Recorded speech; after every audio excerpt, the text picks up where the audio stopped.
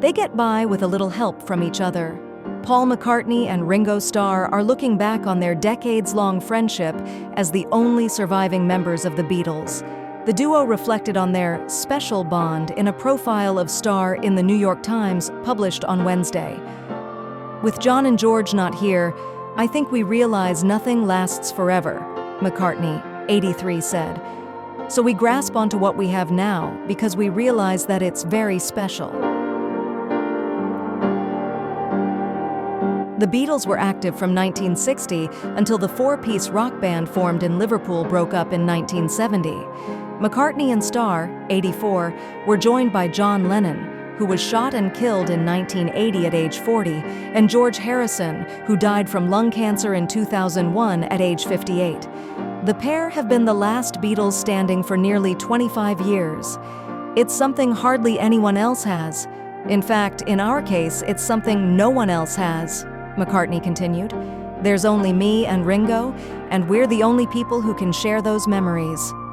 In December 2024, McCartney and Starr reunited on stage for the first time in 5 years during the final night of McCartney's Got Back tour.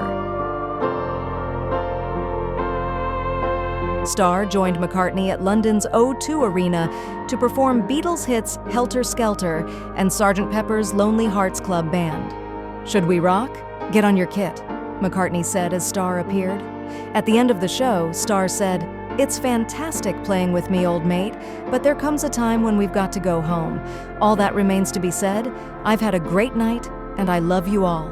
McCartney told the New York Times that even though Helter Skelter is an out-and-out rocker, he found himself getting a little bit emotional.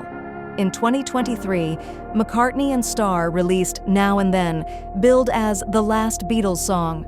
Originally written and recorded by the late John Lennon before his death, the track was completed with the help of AI, which was used to refine the Imagine singer's vocals.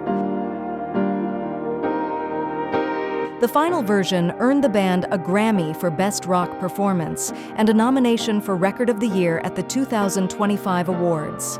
Starr also recently admitted that McCartney was the reason the Twist and Shout band released so much music.